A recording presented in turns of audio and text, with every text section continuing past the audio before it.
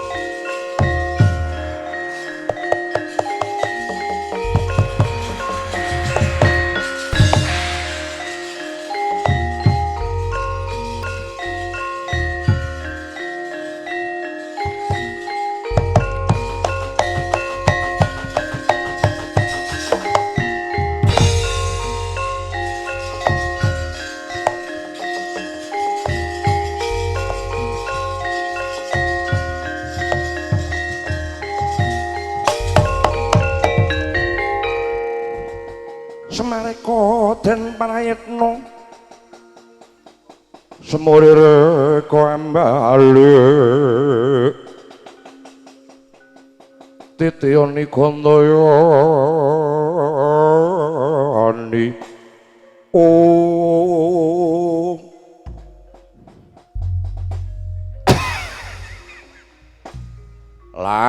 lai mbregek kekuk sadulita mel ndara kula momongan kula Raden Tetuka nggih Raden Purbaya nggih ndara kula Gatotkaca Gus ndika dinten punika benten kalawan madatan sajak wonten samukawis ingkang kedah dipun rampungaken satriya niku ampun meneng ampun peteng sebab satriya niku minangka dados pepadhanging para kawula dasih Raden monggo kula aturi paring dawuh dhateng ingkang abdipun Semar Badranaya nggih Gus. Wa Semar Badranaya iya ora luput kang dadi ature wa Semar Badranaya iki dina Gatotkaca najan ora suwe bakal kawisuda nanging gugup gupuh rasane atiku wa ngasto bawat song-song agung kuwi ora gampang.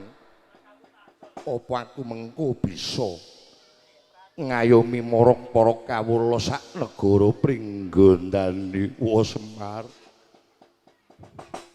Mara gage matur aku kudu piye? Mara gage aku asunga paring ana pepadang Semar. Nembe mulat dinten samangke ing atase satriya arsa pikantuk kanugrahan agung mboten remen penggalih kok kapara ndika dinten samangke kados nandhang Sungkawa. Raden nggih kula pitados bilih menawa dados pangayoming para kawula niku mboten gampil nanging menawi paduka saestu anggen badhe hanindakaken darmaning urip kula pitados bilih samangke ndika badhe dados satriya tama lan anggen ndika badhe kawisuda dados nalendra menika saestu badhe dados tentreming madyapada. Iya wong mara aku kudu piye? Mara matur Kang Trawaca. Lah nggih ndika kula aturi pinarak kanthi saestu. Menawi dipun keparengaken Semar badhe nderek klungsu-klungsu bebasan meludu.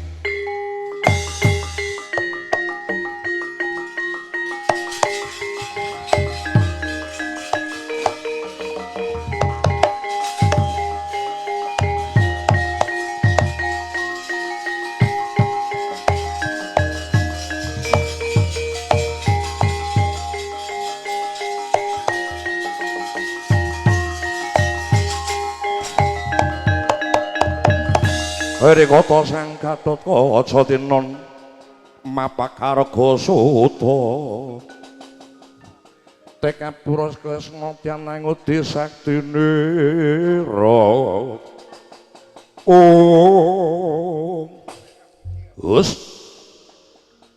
kathah ingkang kedah paduka tindakaken minangka dados darmaning Nalendra. Kejawi angudi undhak ing kapinteran kadigdayan kawiryan kanuragan lan samudayanipun. Ingkang wigati dinten samangke ndika kula atur eling bilih manungsa urip ana ing alam padhang menika wiwit kababar saking guwa garbane sang ibu menika mboten ijen tanpa rawang. Nanging dibarengi kelawan anasir papat kang iki dina wis padha dilalekke. Anasir papat kala wau saged dipun sambati. Awit nggih anasir papat kala wau ingkang ngrencangi urip ndika. Kang sinebut Kakang Kawah Adiari-ari getih lan puser. Gus wonten tetembungan.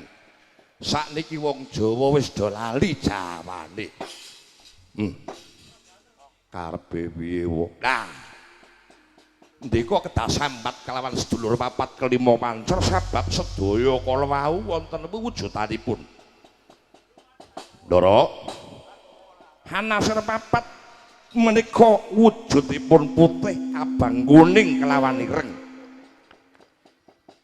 Ingkang putih menika manjing dhateng angin. Manjing dhateng pasaran dinanipun menika pasarane legi mapane Anasir kala wau wonten wetan. Nggih dipun mong kalian malaikatipun ingkang naminipun Jabarala. Dewane Mahadewa. Manjing aksara Jawa Hanacaraka. Dening ing abang menika wujudanipun menika wujud dahana utawa geni dina pasarane paing.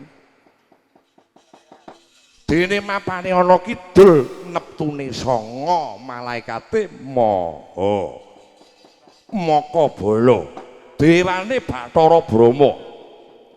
dene aksara Jawane Data Sawala ingkang manjing wonten ing urana kuning utawa rupa kuning wujude menika banyu dina pasarane pon mapane niki wonten kulon neptune 7 dene malaikate Israfala dewane Bathara Sambu mandik aksara Jawa padha jayanya dene ingkang ireng Gus mapan wonten ing Bantala utawa kang sinebut bumi dina pasarane wage manjing ana lor wage niku neptune 4 malaikate Israfala dewane Bathara Kala aksara Jawane Magabatanga niki ingkang manjing wonten tengah menika wujuding pancawarna dene manjing wonten ing Hurip dina pasarane Kliwon niku wonten tengah neptune menika 8 dewane Bathara Wisnu niku tegese wis manunggal cipta rasa budi lan karasane mila Ndara menawi ndika menika sambat dhateng sedulur 45 pancer anggen ndika badhe madhek Nalendra kula pitados ndika badhe kasembatan kanthi widodha nirbaya nirwikara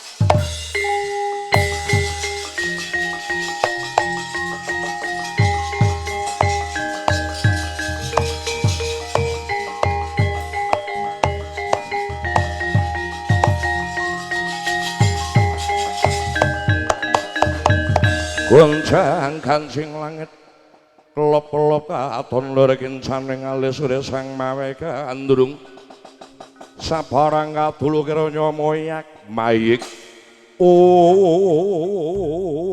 ya jagat Dewa Bathara jagat pangestu ngoro Semar ora wangsa padhang Torawangan kaya dene kepapak obor sewu ana ing wanci bengi iya wong ngaturake panuwun kang tanpa upama kejawi mekaten ndika kula aturi talak tapa brata awit tiyang ingkang badhe nampa kanugrahan menika kedah dipun suceni lair lan batosipun ning kula elik nggih Den manungsa menika sakala tumurining kanugrahan menika dipun barengi pacoban nggih Den iya wa tak estoke kang dadi dawuhmu Mare iki dina Bebasanaja ingkang sarambut ya aku tak ngopadi cara aku tak mbudidaya timban lestari nggonku bakal kawisuda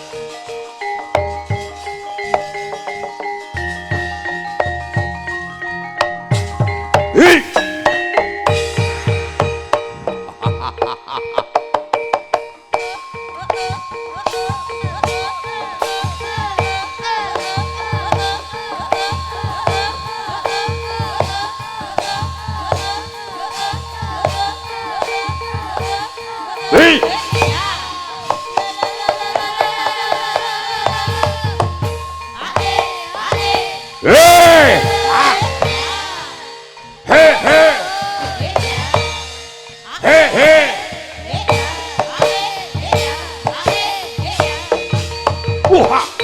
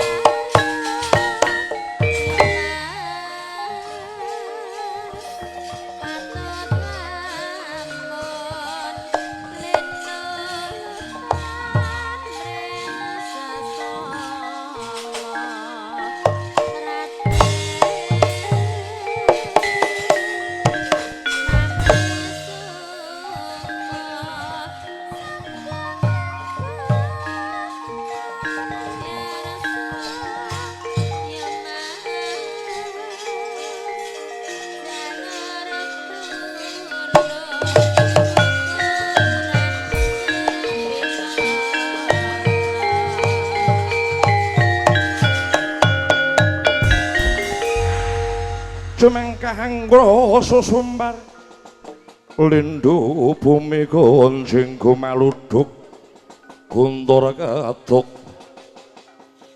umup kang caloni di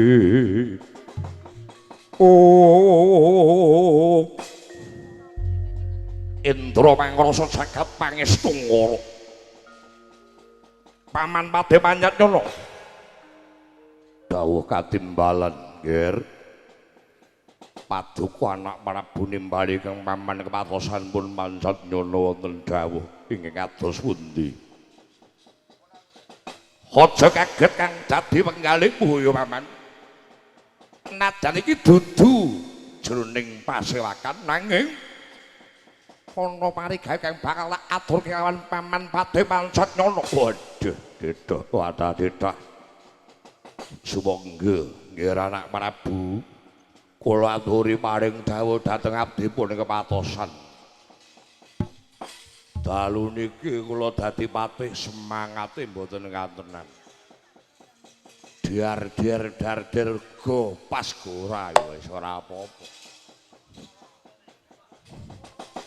Kondang beduke dalang sarip kok ndeledek wae.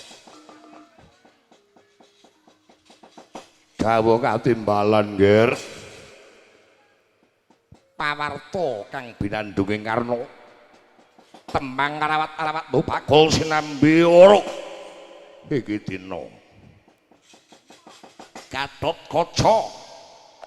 Ya katangku mudha. Raden Gatotkaca kaya ora suwe bakal kawisuda. Jroning negara Pringgontani. Pawarta iki gawe kaget. Lha kaditri kasambring gelap tuna rasaku paman. Waduh. Mbok nggih sampun. Paduka menika sampun boten kiranging samudayanipun Raden. Malih paduka tansah ngendhem dhateng daya ingkang manjing dhateng sanubari paduka. Daya ingkang satu menika badhe ngrisak gesang paduka. Sinuwun kula pitados menawi supe mboten nanging manungsa menika kedah lila lan legawa dhateng kedadosan ingkang sampun dumadi dhumateng paduka dalasan kula. Sinuwun aku maksih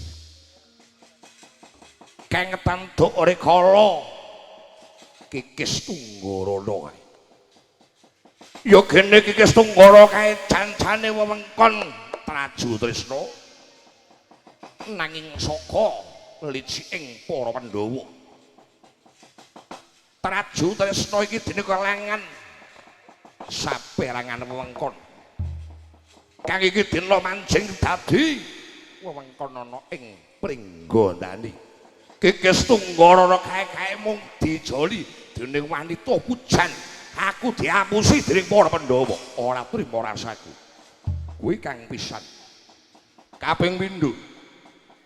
Nalika ana pilihan senopati kudune Gatotkaca kae ora kang wisuda. Nanging sing diwisuda kudune Prabu Bama. Ya gene saka pokal gawene para Pandhawa uga iki dina senopati manjing kawan Gatotkaca. Isih asa maneh. Wakyu Topeng Waja kae janjane sing kudu kadunungan kuwi Prabu Bama nanging bola bali saka pakartine para Pandhawa. Aku dadi manungsa sing diwirangake. Mula paman liripun aja nganti Gatotkaca ngene kawisuda bisa kasembadan. Sedya paduka ciptaning nggih anak Prabu kados pundi. Aku kudu pidak jempol kelawan wong Astina. Paman Prabu Duryudana kae uga ora seneng kelawan mulyaning para Pandhawa apa meneh anak-anak Pandhawa. Aduh, Raden. Kula menika jejeripun tiyang sepuh namung saged ngemutaken nggih sinuwun.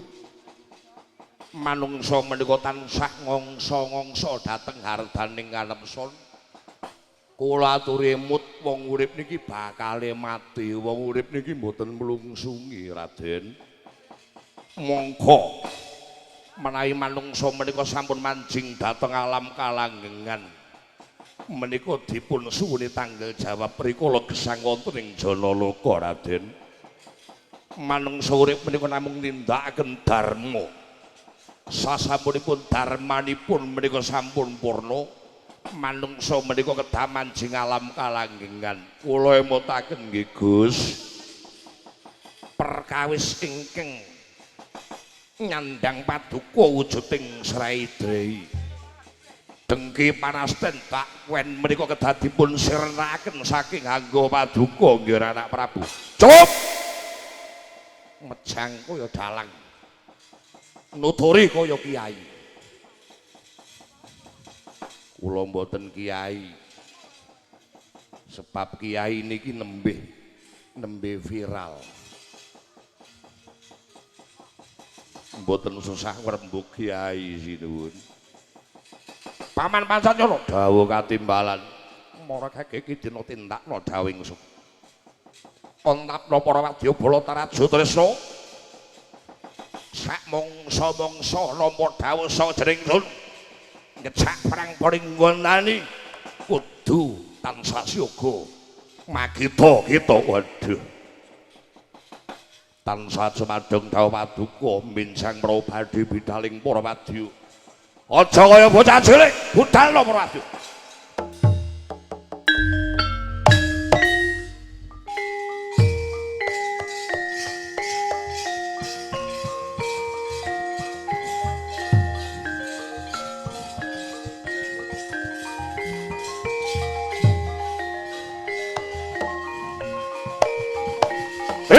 Pak!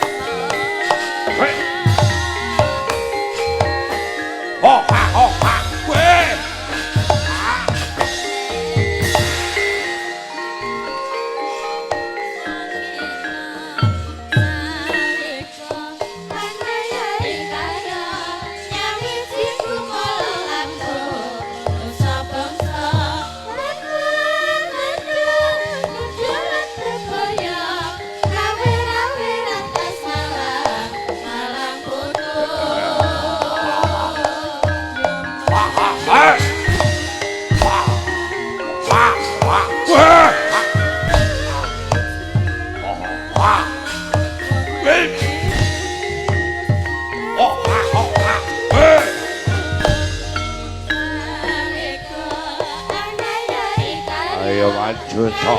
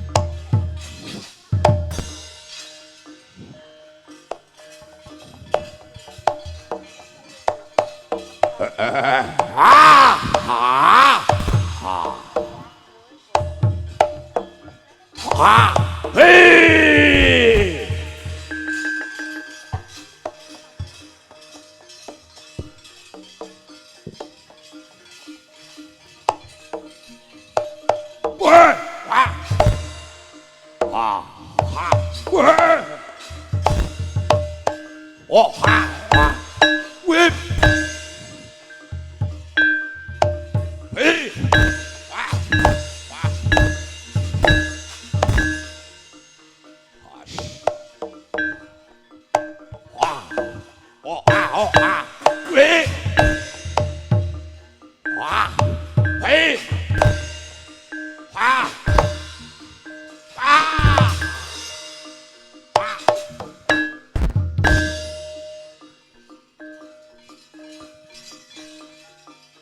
Jedore sare panjen mantep.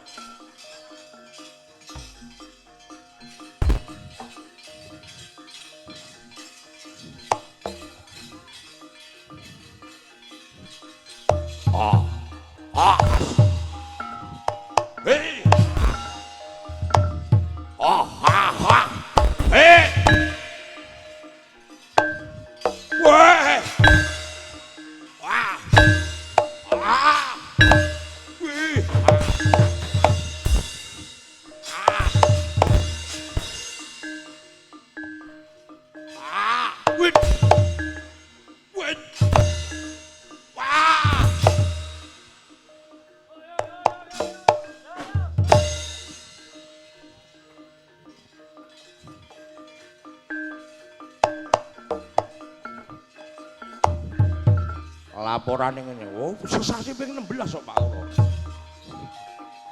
Iya. Iya.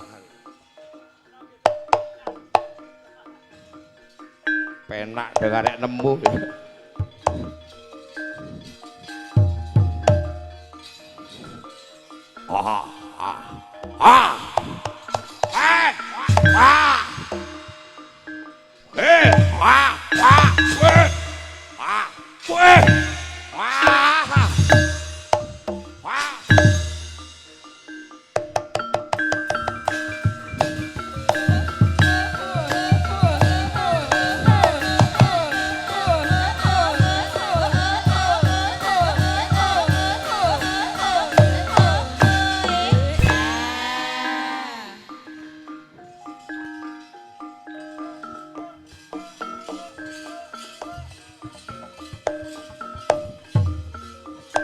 Sing mlete ora tukang jidure tok. Ya go anyar-anyar nom-nom wah. Payu dalang sare pisan mletene ra karuan.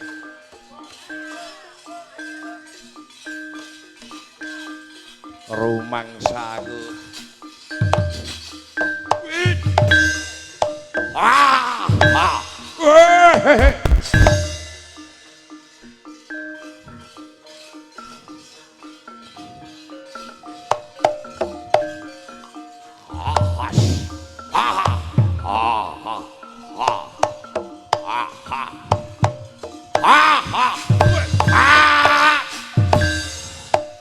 Ah!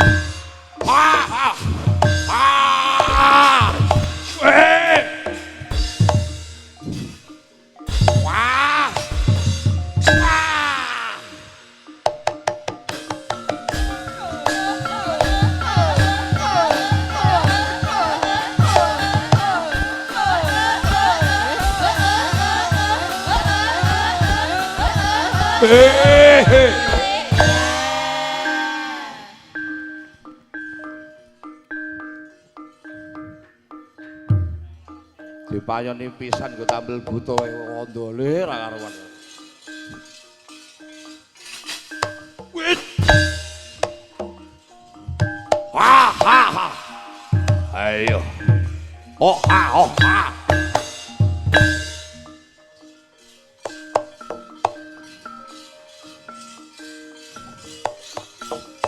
As. Ayo Kang. Golek keringet ayo Di. Ha. Wah, wah, wah, wah, wah, wah, wah, wah, woi, wah, wah,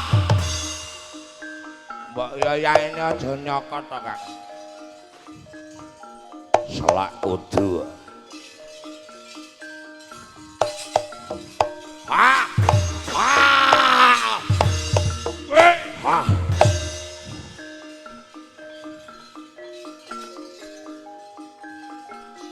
Ayo sing rukun wae Kang. Ayo Di.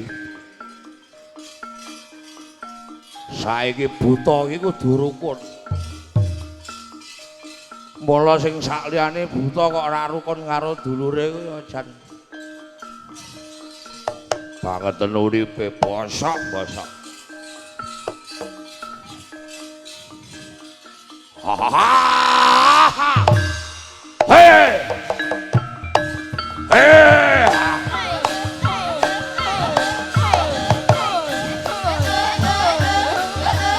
Ah. Hei. Weh.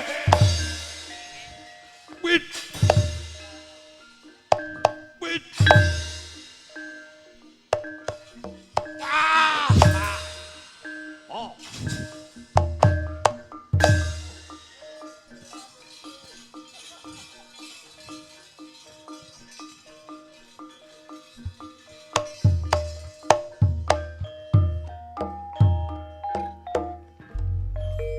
Laren sik udut dulu.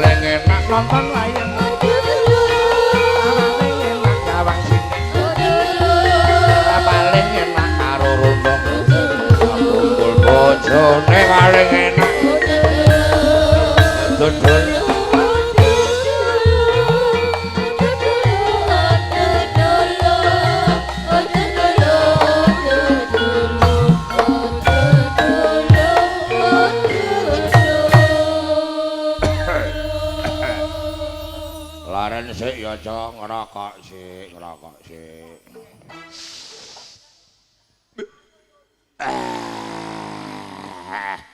Alhamdulillah, pisan maneh. Alhamdulillah. Assalamualaikum warahmatullahi wabarakatuh. Suwe ora pinanggi karo dulur guyangan kangen nggih. Ngerokok sik, Pakde Kaji Tarya. Udut sik.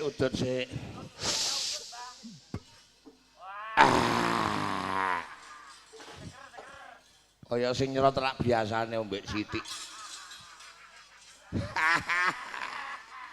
Udut dulu. Bang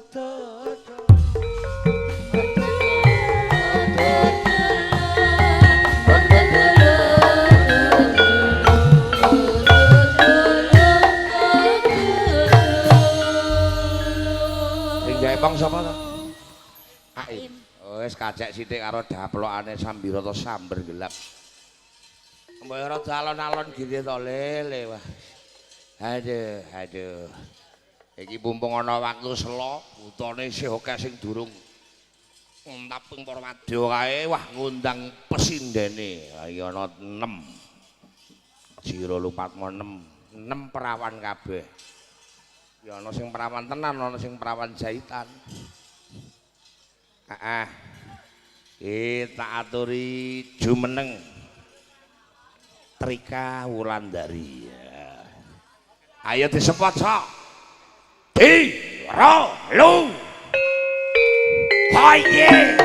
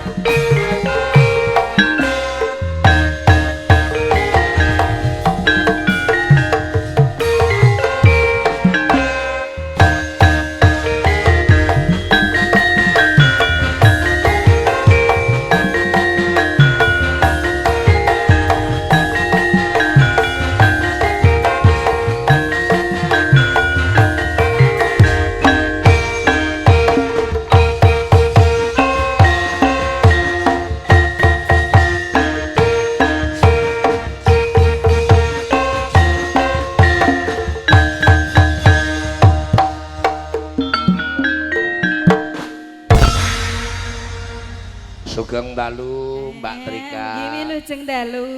Menika Mbah sinten nggih? Mbah But. Oh Mbah But. Alah Mbah But, Mbah But.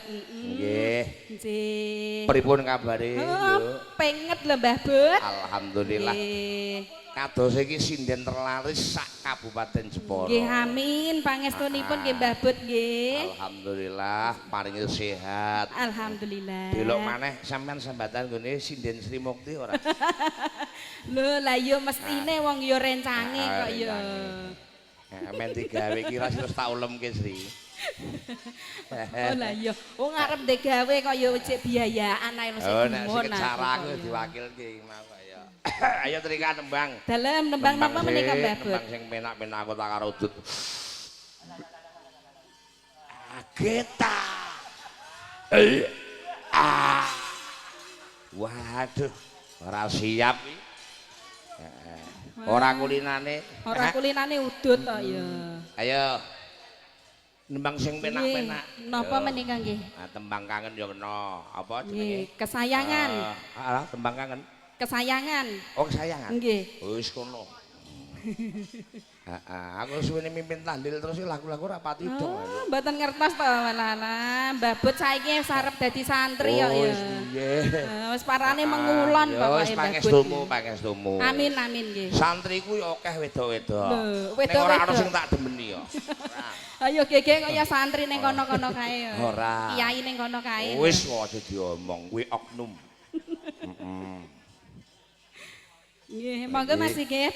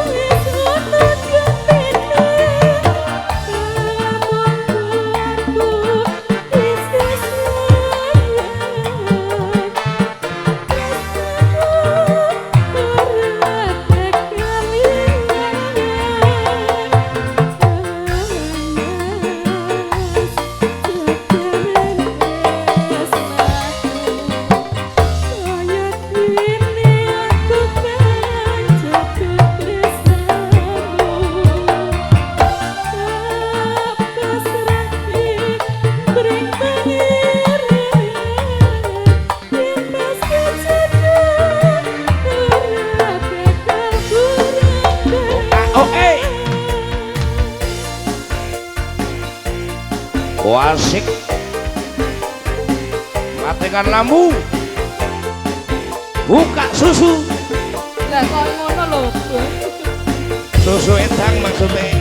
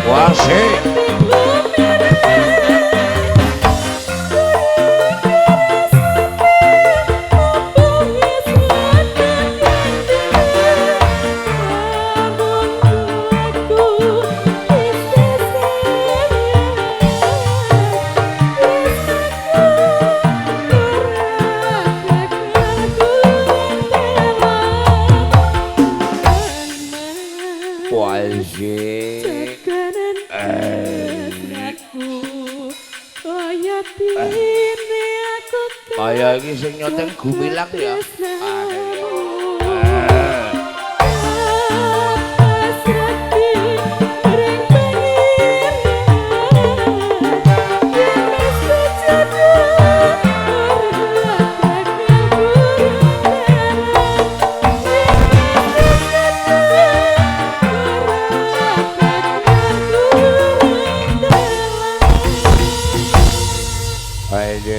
Ayo, zamane wis tuwa, bumine wis panas, ayo do sadar yo. Mawas diri dhewe-dhewe mulat salira angrasa wani men dunyane tentrem wae kari kancane.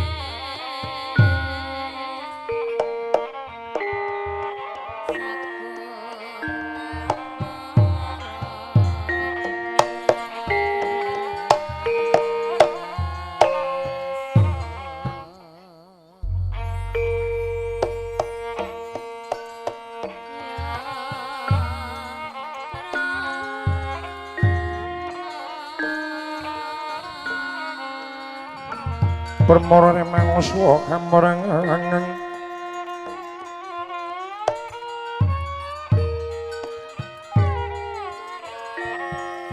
kadhe karonaning kasasih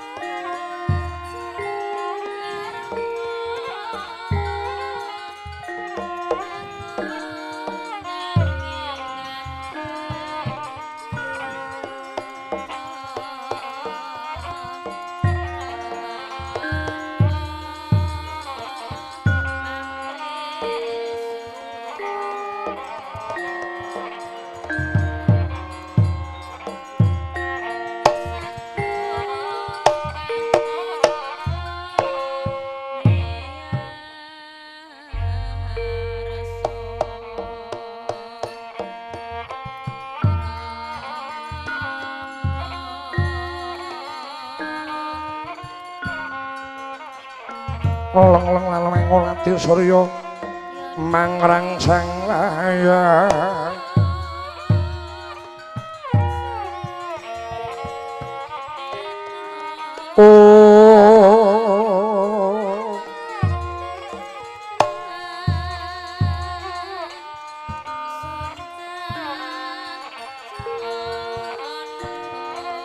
amara wayanta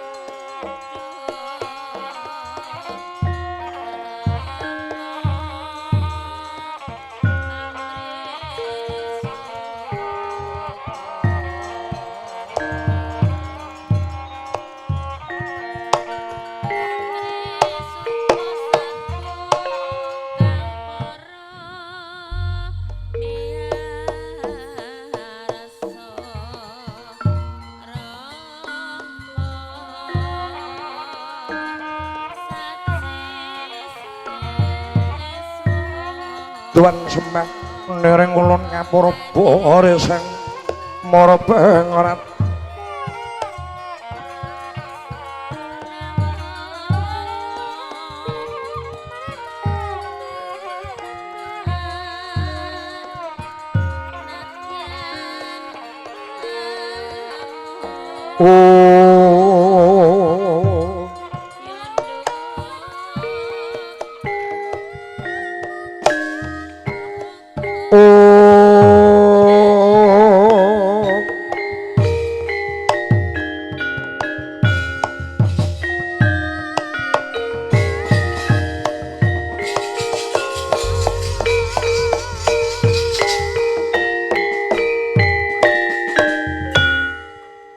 suwuh Ardhata Pitana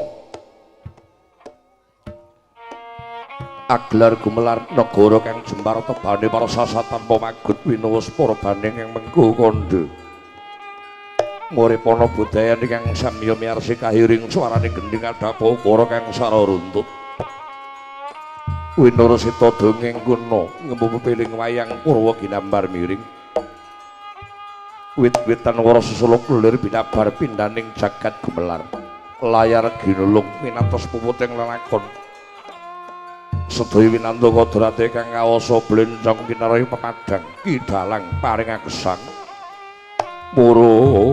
murid dadi jatine ngawurip gedhok keparak ibarat keketeking jantung yen gending miwah tembang kinaro parambang grengsing ing cipta rasa budi kalawan karasa manetiga kinalaksitaning yono Purwa madya miyangsana sedaya mulinaras kaya dene jalma kang hangil kaca jere-jere kaca ing carita ala becik papa mulya beja cilaka wis karake dadi sajuga ing urip jati mirsani pagelar Wringgit Purwa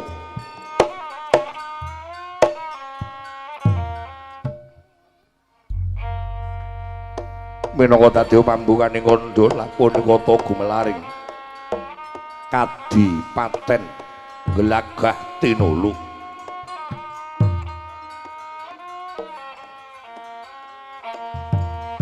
papan ering-ering winaradini winangun talundaan nadyan to kebaing padas curi nangging satu ing gelagah tinulu wujuding maraja cilik ingkang gemak urip makluk jinawi morak sandang miwah buga uriping para kawula samya ayem tentrem samya sayek saeka paraya ngenya melu memayu-hayuning para kawula, memayu-hayuning jiwa. Sarta memayu-hayuning bawana.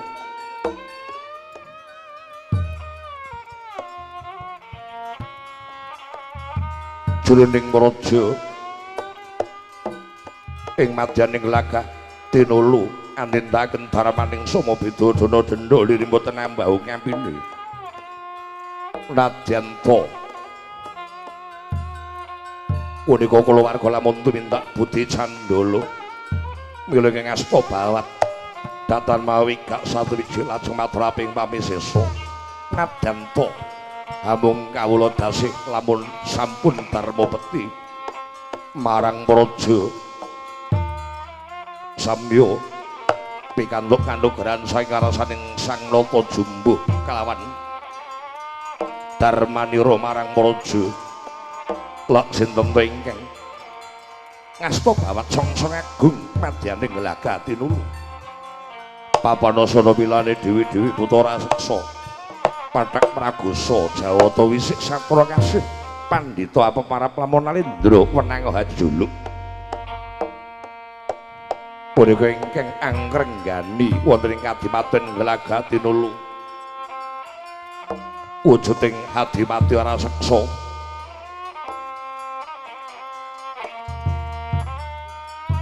ingkang ajuluk Sang Adipati Nalendra ya Sang Adipati Brajadenta nadyan raseksa nanging sipating satriya tama ingkang nindakaken darmaning kamanungsan Nalendra hambek wibawa wicaksana prasaja miwak santosa nalika semana jroning Glagah Tinulu katon arep sidhem permanem tanana sabawane walang alisik gegodhongan datan mubak samirana tan lumampah ingkang kapira sumanglamat-lamat swaraning para dangga ingkang hangayut-hanyut binaranga cengku kila mencok saking nggih waringkin mewa panambut karyaning para dikriyan gemlak kemantos maring sareng klang mating sareng kuling imbal ganti lir Madaraga ora katon saru nanging sangsaya agawe sengswing swasrana jroning kedaton Glagah Tinulu lak sinten ingkang marak ngabiyantara sampun marak amari kula kunjuping pratala wadananira punika kadang Baraja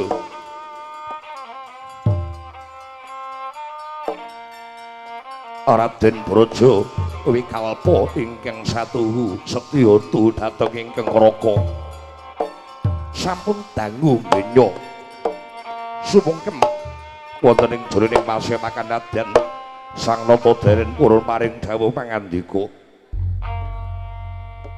dene ingkang katemben marak ngabiyantara menika duta sara saking Praja Ngastina ingkang kapandhekan dening Sang Reksi Humbayana ya Brakmana Dibya Pandhita Dana Brakmana saking atas angin wini sepuh mujanggani ing ring Praja Ngastina madanani sagung tlatah saka panca manungsa kang wis kasamaran saliring rebebasan ngerti sadurunging winarah dening marak mari kelu kaya konjem ing pratala wadanane punika Warangkanata ing negara Ngastina inggih katemben prapta wonten ing Glagah Tinulu sarimbit kelawan Sang Reksi Drona punika patih wonten ing Praja Ngastina kekasih Raden Harya Sumanya Sang Trigantal Pati-pati Gendara Desa ya Rekyana Pati Harya Sengguni mangkono kaget kadula kasan rasing manah Sang Prabu Brajadenta mulan dhateng rawuhnya para pinesepuh negari Ngastina daya-daya angasari dhateng rawuhnya Sang Reksi Dana miwah Pati Harya Sengguni mangkono pangudi asmarane dilampun dereng kawiyos ing ladi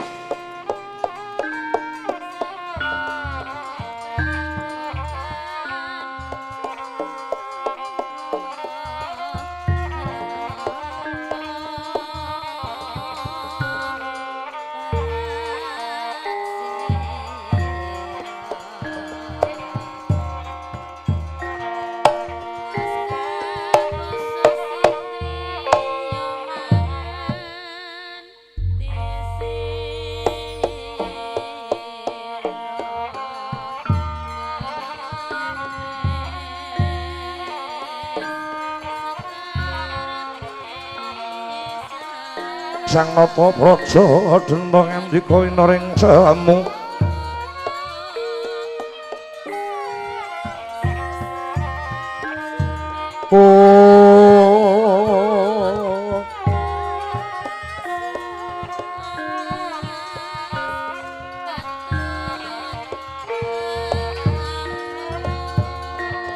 winoring semu jroning pasewakan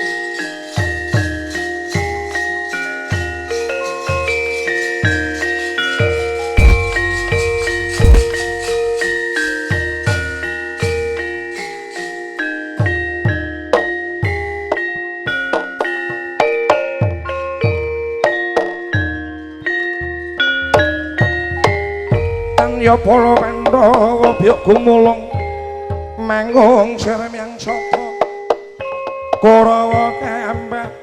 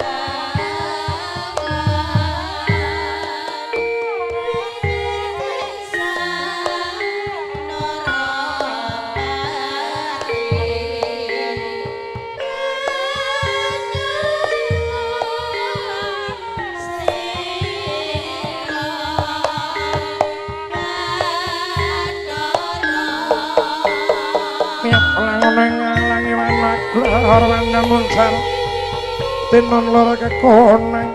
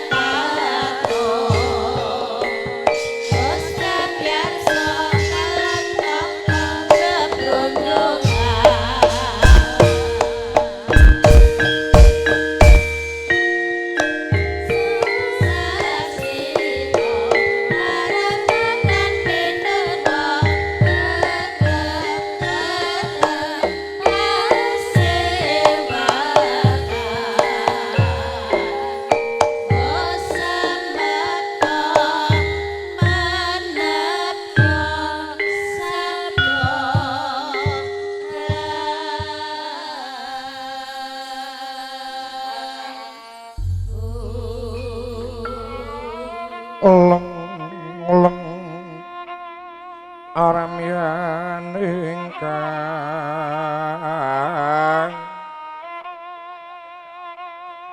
sasanga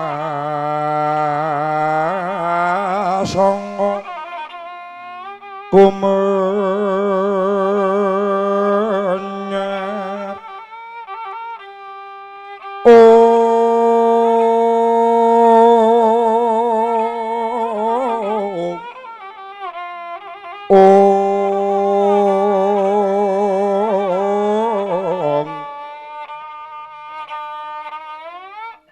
mangrengga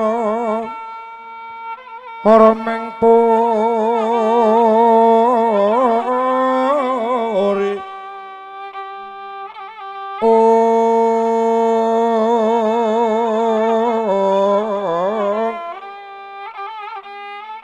mangkin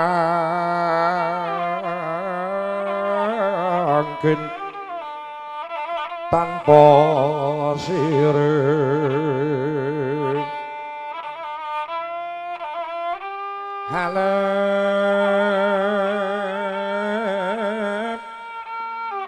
nengkang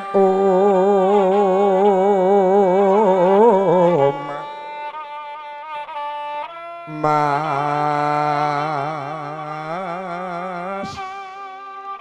lir moroping langit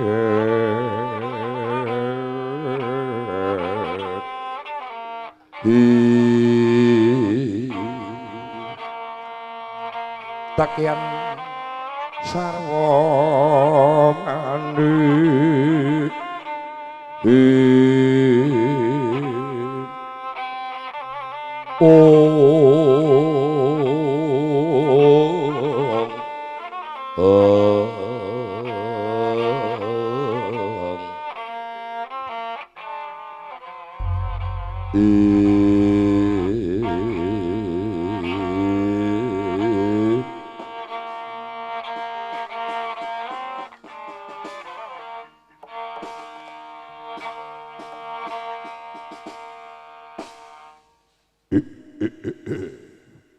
Wiwang seksma adilin wih paring ana payung marang jasad panjenengan ingsun. Kawula nuwun inggih menawi kula waspaosaken ing katemben pinarak lenggah wonten ing Kadipaten Glagah tinulu menika pepundhen kawula. Inggih Bapa Panembahan Durna, inggih Bapa Reksi Kumbayana. Perban Sarawa Paduka kula ngaturaken pasgan perembage Manakarami Braja Denta ngaturaken kawilujengan karahayun arawuh jengandika Bapa Reksi Durna kawula nuwun. Lone semono tempet bantul butute maju gelo. Hawillah. Duk dang jempol ora dadi alas-alas dadi wana. Andeng-andeng ngisor mata dijumlak dadi mala duwe sinden ayuk nyawisi kanca. Nggih anak Prabu. Kula lawan penampilan Bapa Pendhita Durna mboten langkung.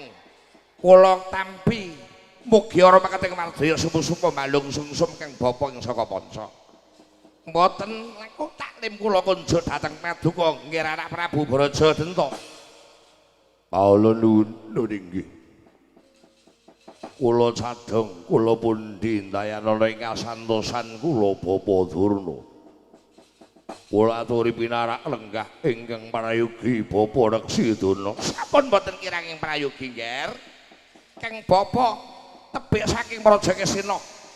Tentrem raos ing manah sasampunipun kula menika prabeng wonten ing Glagah tinulu menika. Kawula inggih kasinggihan. Menawi makaten kemareng kula badhe ndangu dhateng Paman Patih Harya Suman Paman Patih Harya sing nggone Sarawa jengandika kula Pundhipati Braja Denta ngaturaken kawilujengan karahayun saha kabagas warasan. Paman Patih Harya sing nggone kula aturi nampi dhateng pambagya kawilujengan kawula Paman. Kawula nuwun inggih. Nggih anak Prabu Adipati Braja Denta sampun boten kirang ing prayogi. Kang Paman Patih Harya Sengguni miwah Kakang Pendhita Durna prateng wonten ing Glagah tinulu sasampunipun pinanggih kalawan nggir anak Prabu Rasing Manakawula Bombong Bingah lirik adika jugrukan Ukir Sari kasiram Samudra Madura sing Manakawula. Kula tampi lega legawaning penggalih mboten langkung perembaginipun ing Paman katampi ya nggih anak Prabu. Walah. Paman tak pundi salawas-lawase ndayan ana ing kasantosan kula Paman Sengguni. Adi Gudi kadangku Braja Wikalpa ora harjo sak prabamu Yai. Iya Kakang. Entuk pamujine Kakang Brajadenta. Ora kurang sawiji apa Kakang. Mara sembahku katur kawan Kakang Prabu Brajadenta tampanana sembahku ya Kakang. Adalah. Tak tampa di gawe bombong bunga ora saku mara diage pudya mangis kowe tampanana. Sangat anggen kula punindayan ana kasantosan kula. Bapak Durna kawono nggih anak Prabu paman pati sing nggone kalendun. Sasampunipun dika sami rawuh radan gugup-gupuk ora sing manah kula. Wonten wikatos ingkang kados pundi janur gunung. Bapa Reksi Durna milah paman Harya sing nggone rawuh wonten ing Glagah Tinulu. Sumangga kula aturi paring dawuh pangandika badhe kula estaken sedaya dawuh paduka sarimbit. Ancora ingkang puspita harum kasiliring samirana mri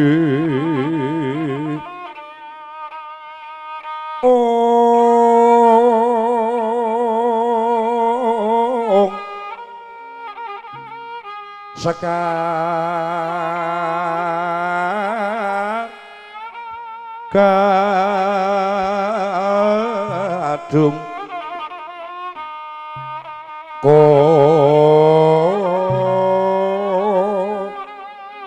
ngas gandanya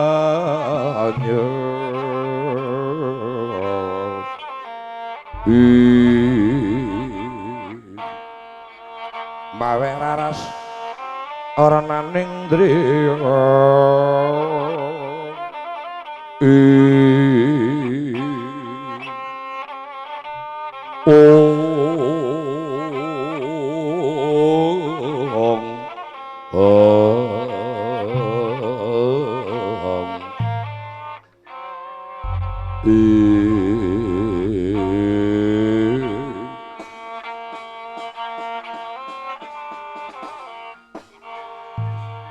Bapak Durna monggo kula aturi paring dawuh Bapak. Oh nggih anak Prabu. Anggen kula prateng wonten ing negari Glagah Tinulu menika satuhu awit tresna kula dhateng paduka. Nger keng bapa miwah sarimbit kelawan Adijuni menika awit anggen kula menika kesengsem dhateng anak Prabu rikalenggahan punika pawarta ing sampun binandung ing karna tembang rawat-rawat mbuh bakul sinambi wara menika sami nyebataken bilih mboten dangu malih badhe wonten wisudan wonten ing negari Pringgondani. Mila pawarta ingkang sampun kula tampi ingkang badhe kawisuda menika senes kadang brojo nanging satu menika putra saking Dewi Arimbi putraning Raden Werkudara nggih murid kula. Mila daya-daya kang bapa menika nakinaken pawartos menika kados pundi sejatosipun. Menapa pawarta ingkang kawula tampi menika leres menapa menika kabar ingkang kedah dipun lerewakaken. Bapa Durna ngaturake panuwun ingkang tanpa apa-apa Bapa Durna. Daya-daya mireng pawarta bilih mboten dangu malih badhe wonten wisudan wonten ing Pringgondani. Nurinjih Bapa Perembahan mboten lepat bilih samangke ing badhe kawisuda menika ponakan kula. Inggih putranipun Kakang Mbok Dewi Arimbi ingkang kakasih Raden Gatotkaca. Awit kula sampun lila lan legawa nglenggahi wonten ing Kadipaten Glagah Tinulu awit kula sampun ora mau cekap samudayanipun anggen kula gesang wonten ing Janalaka. Kula mboten badhe ngongso-ngongso nadyan to kula mangertos ing kedah kawisuda menika mboten ponakan kula awit menika jumbuh sumpah sumpahing kadang brojo kalawan Kakang Mbok Dewi Arimbi Bapa Durna. Nyer anak Prabu menawi keparengking bapa menika badhe ngemotaken namung ngemotaken dhateng paduka. Bilih peranatan menika dipun damel dening para sesepuh para nimpuna dherek nguni. Menawi leres penting ing badhe kawisuda menika putra wonten ing Pringgondani mongko menika senes saking darah brojo. Menapa mboten nalisir saking paugeran menika nggih kula namung saderming ngemotaken keng bapa menika netepi darmaning Brahmana. Nonenji awit saksedanipun Kakang Arimbo Pringgondani menika suwung. Sasampunipun Pringgondani suwung wonten ing parapatan pirembagan menika sampun nayogyani. Menawi ingkang badhe kawisuda menika sanes brojo denta, brojo musti, brojo lamatan. Nanging parapatan menika nyebataken bilih samangsa-mangsa wonten kawisudan menika ing badhe dipun wisuda nggih ponakan kula ingkang kedah nglenggahi wonten ing negari Pringgondani dene Brajadana kula trimah dados pepatih utawi wrangka wonten ing negari Pringgondani menika ingkang saestu dumados wonten ing Pringgondani Bapak. Kaelak nggih Kakang Durna. Ing atase sak ngertos kula nggih Anak Prabu. Menawi dipun ulat dipun gagas ingkang kedah nglenggahi keprabon wonten Pringgondani menika sanes Gatotkaca. Cobi mang penggalih ingkang Rama Duk rikala semanten sasampunipun seda wonten madyaning Naranggana negari Pringgondani menika suwung ingkang kedah kawisuda menika menawi mboten paduka nggih kadang-kadang paduka ingkang kapernah kakung lah kok malah Mbak Yu paduka Dewi Arimbi mongko Dewi Arimbi menika titis saking wanita lah menika nalisir saking paugeran kula menika ngemotaken lho ya. Kula menika ngemotaken menawi paduka tega negari Pringgondani dipun lenggahi dening Gatotkaca. Donya iki bakal dadi apa? Lak nggih ngoten to Kakang Durna. Leres dikene leres. Nggih Anak Prabu. Cobi kula aturi menggalih kedadosan ingkang sampun lumampah. Mbincang mari paduka menika mboten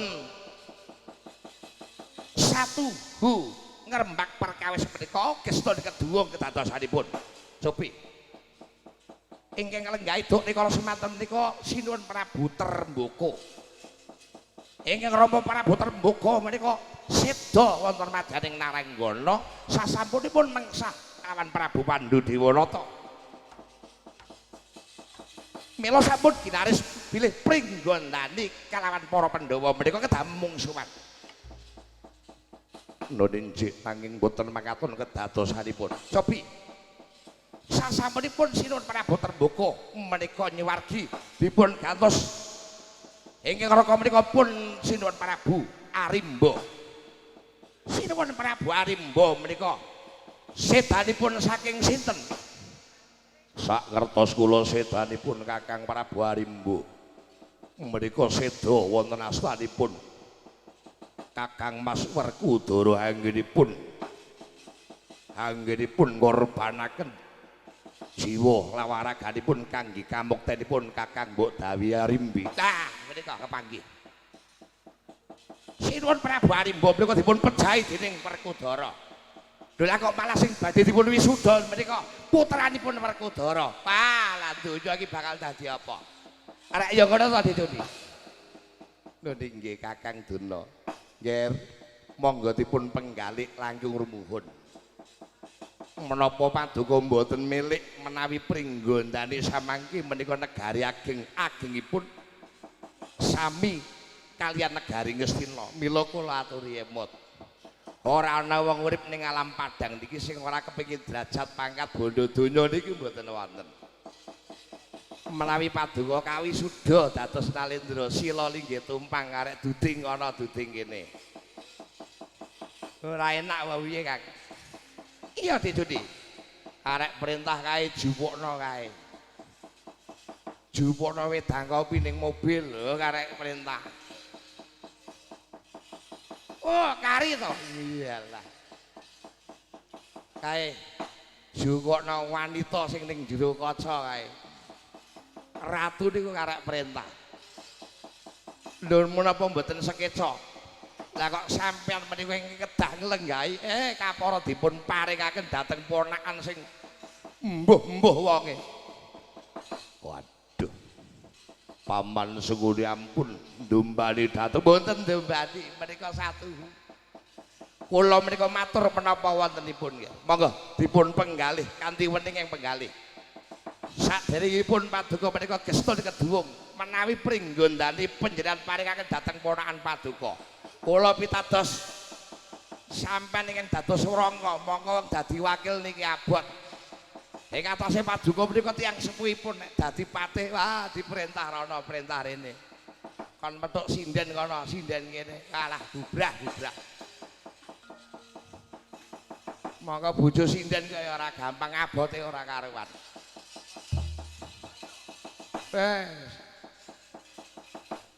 Mila nggih monggo dipun penggalih. Dipun penggalih kanthi wening ing penggalih. Tansah maramaring suksma.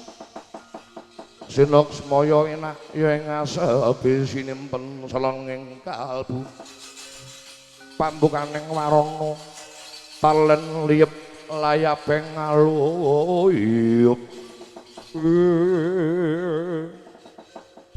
Mangkono Patih Harya Sengkuni mewah Pandhita Dana anggenipun abebidung dhateng Sang Prabu Brajadenta menika ngginakaken mantram sakti mantram japa mantra kangge minangka ndumbani kelawan Sang Prabu Brajadenta sakala sekawit kukuh bakuh nggenya angenge dhateng sumpahipun rikala samono kenging mantram sakti saking Pandhita Dana biar padhang kelawan.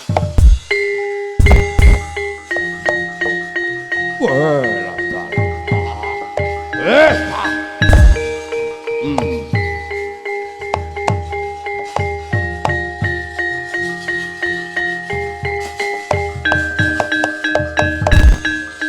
matur nuwun Bapa Durna. Menawi kula gagas kula kalih dawuhipun paman miwah Bapa Pandhita Dana menika leres. Lah kok kula manut kemawon kalawan Kakang Mbok Dewi Arimbi. Ingkang catosipun pringgondani menika kedah kula ingkang nglenggahi. Lah ngoten ta. Dijoni pripun? Kayake berhasil iki. Pokoke mengko nek kasil iki dicawisi. Dicawisi apa? Lho kok wis ilang sing jenggote asem.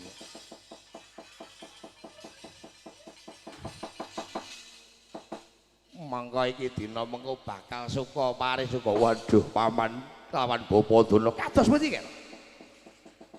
Badhe kula cabel sumpah kula lawan Kakang Mbok Dewi Arimbi. Pringgondani badhe kula kukuhi. Pringgondani badhe kula antepi lan kula dadahi nyawanipun Prabu Brajadenta.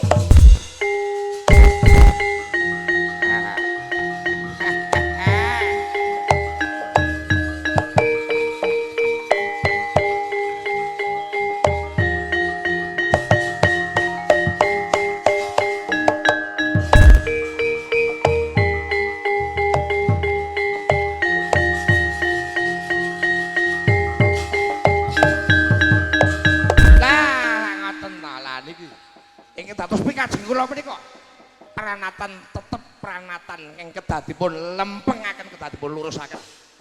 Bapa Durna nggih.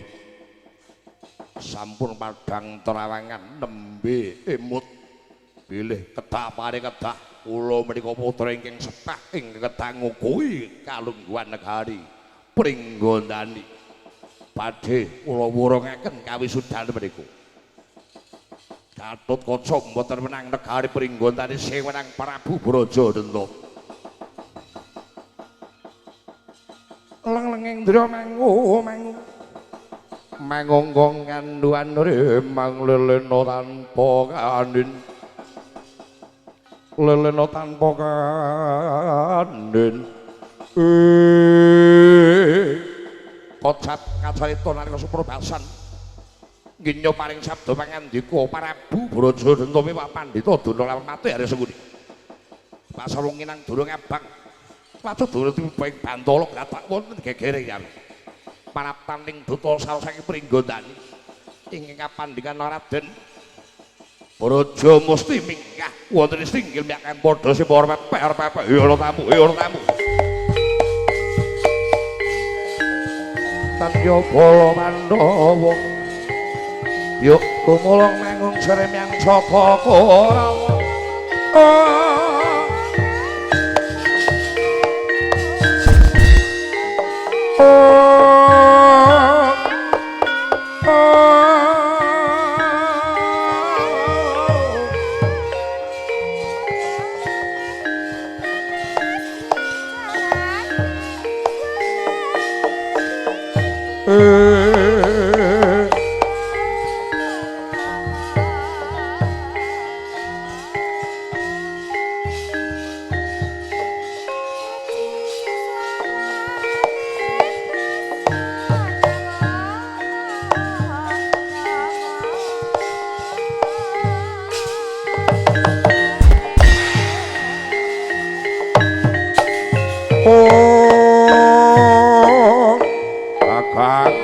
aku kang teko kene kang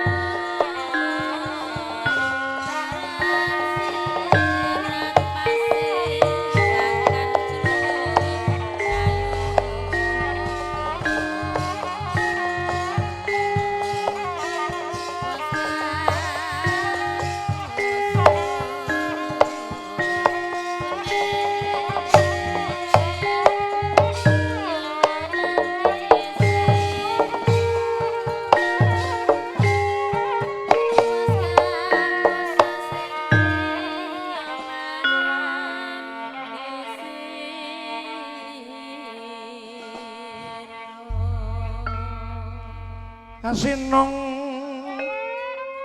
awati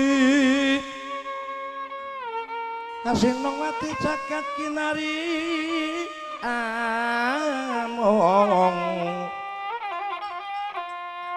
Pak lumembak ombak ing samudra akae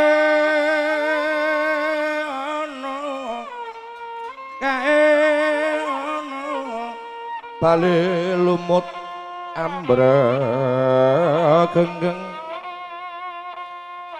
bali lumut ambregenggeng awinto densengan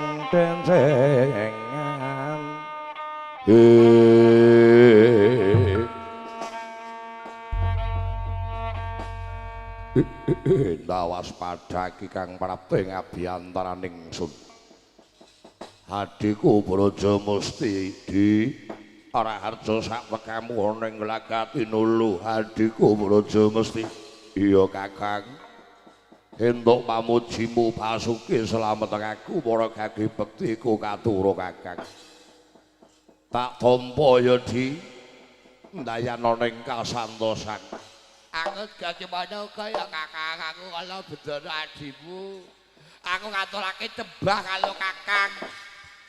Iya, kala bendana tak tampa gawe bombong bunga rasaku, Di.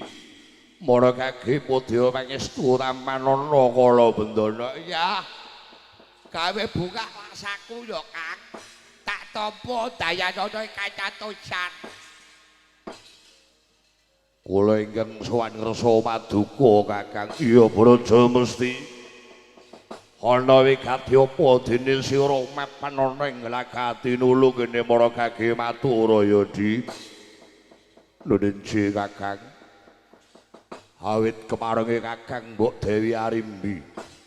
Iki dina sowanku bakal nganti kalawan Kakang Braja Denta mapan Pringgondani. Awit para raja Narapati wis padha ngumpul ana ing Pringgondani. Sawetara kawisudan ora bakal kasembadan yen Kakang Braja Denta ora tak derekke sowan mapan Pringgondani mula Kakang. Iki dina ayu aja nganggo kesuwen sabab wis dintinti dening para priyagung ana ing Pringgondani. Kakang disuwun rawuh dening Kakang Mbok Dewi Arimbi. Osik aku wis ngerti yen to kuwi sing dadi karepmu ning aku arep takon Wangsulana. Kakang arep takon apa?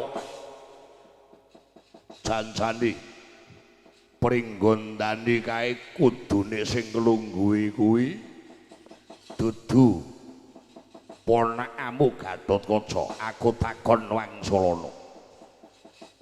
Sinuwun Prabu Trembuka kae sing mateni sapa? Wah, sing mateni sinuwun Prabu Pandhu. Sabab kuwi pancen wis dadi keparenge jagat Kakang. Aja diukrik-ukrik meneh. Aku takon pisan maneh. Sing mateni Kakang Prabu Arimba kae sapa? Lho, kowe ora usah takon Kakang. Sing mateni Kakang Arimba kuwi Raden Bratasena rikala arep dhaup kalawan Mbakyu Arimbi. Awit katresnan kuwi kudu mawa pangorbanan. Satriya kuwi nek mengko wanita iki ora mung glundung pecengis Kakang. Nanging kudu diantupi mawa pangorbanan. Mula rikala separa Kakang Arimba lila nyawane waton Mbakyu Arimbi mulya mukti wibawa lan sida dhaup kalawan Raden Werkudara. Mula Kakang aja ngundha mana ukrik-ukrik barang sing wis kepungkur. Nadyan to piye wae tetep patine Kakang Arimba kuwi ana tangane Werkudara. Mula Braja mesti bareng aku eling pirang-pirang keluargane awake dhewe sing dadi banten. Mula tak jabel sumpahku karo Mbakyuku Dewi Arimbi. Aku ora bakal sudi dadi pepatih ana ing Pringgondani Kapara. Aku bakal ngeraman ana ing Pringgondani. Negara Pringgondani sing nglungguhi kudune Prabu Brajadanta. Lho.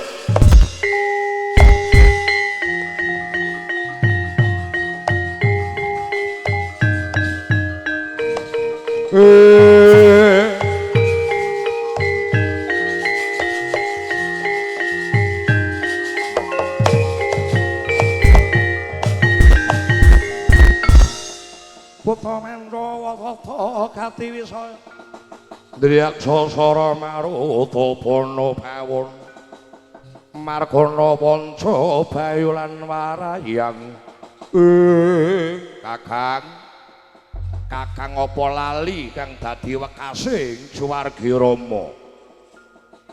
Rama Prabu Trembuka kae wis ndhawuhake ya Kakang. Nadyan to aku Kakang lan sedulur kabeh kuwi wujude buta. Nanging nggonana watak satriya Kakang. Monggo sing jenenge satriya ku ora bakal nglanggar sing dadi sumpahe dhewe Kakang. Mula yen iki dina Kakang Braja Denta kaya ngono aku ora sarujuk. Wasiate Suwargi wong tuaku mbiyen kae. Buta kuwi buteng betangan ya wis rupane ala. Nek pakartine ala mongko nadan buta besok ya bakal mati. yen mati uga duweni tanggung jawab.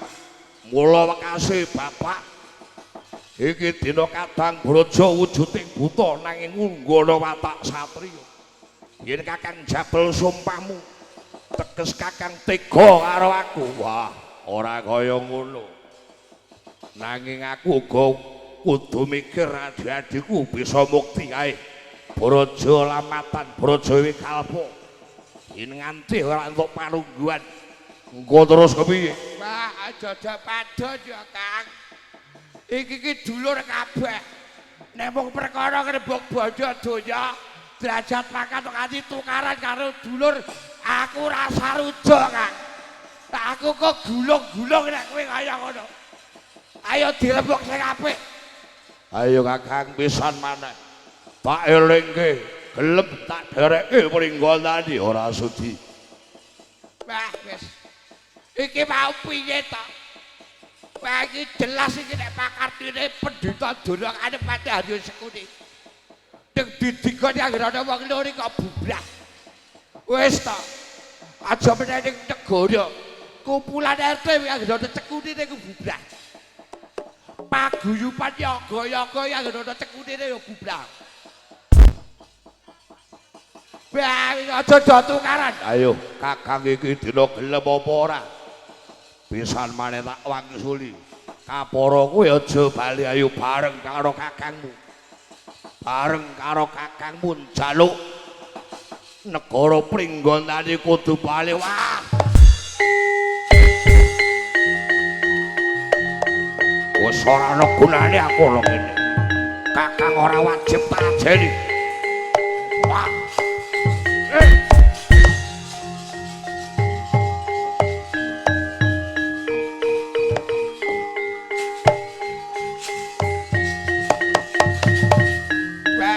Aja kaya ngono, Kang. Kakang Braja mesti terus luwangi ora kepenak atine, Kang. Ayo. Kala Bendana. Yen kowe bela karo kadangmu Braja mesti tak katutke dosane pisan. Ning nek kowe gelem manggon ana kene kowe bela karo aku ayo mukti bareng. Ora, Kang. Aku nadan buta petuk. Aku nadan buta ora pati genah. Nek aku ngerti aturan, ngerti kok ndi sing elek, ndi sing apik. Kowe wae Kang sing eling ya, Kang.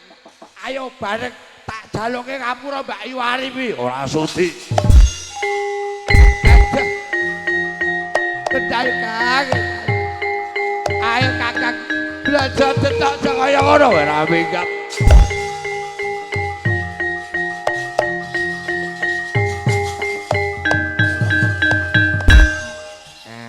Cacak nih, cacak.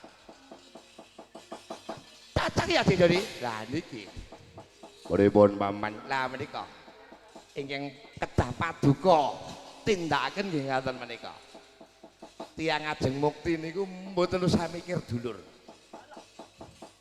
Sebab wong mulya niku kudune ana sing dadi korban. Nek pancen korbane ini sing dikorbanke dulure ya ora apa-apa. Nek sing dikorbanke kancane ora apa-apa, wakton bisa mulya. Lah niki nggih. Awit sinten tiange mesti kepengin nikmat, kepengin urip mulya ning alam padang. Nadan sedulur ning dadi pepalang, rawe-rawe rantas, malang-malang diputuk. Lho niki nggih. Sarujak menika. Pun kuwatir monggo. Menawi paduka menika badhe ngeraman wonten ing negari Pringgondani. Keng Bapa sagak sabiyantu Kurawa satus cacahipun. Nanging sinuwun kedah angganduli dhateng jengkaripun ingkang kadang paduka Braja Musti. Samangke menawi mboten paduka ganduli niki dater perkawis ingkang ageng. Oh, menawi mekaten saestu. Adhi kula Braja mesti badhe kula bujung. Braja Wikalpa kapur iki dina bubana kang padha ngantung sipa luwih dhisik. Allah nggih kasinggihan Kakang Braja Denta. Paman Padhe Sengguni, Bapa Durna. Kawulanana nggih kawulanana nggih kados pundi. Monggo Wuladari dar kembul bojo Nandara Wina langkung rumiyin sawetawis barang awis Braja Musti mboten satipun penggalih kula saged ngarampungi damel lho nggih percados lho nggih Nger la ing ngono tau purna gantining panangkilan sampun paripurna nggih paring sabda pangandiku Sang Prabu Bratadenta sabdaning Narendra pisan dadi datan kena mawali-wali pindha Wikresna dumawahi delandang seta tan kena mebek malih kondone Sang Bratadenta kayuring ngling gamelan sekaten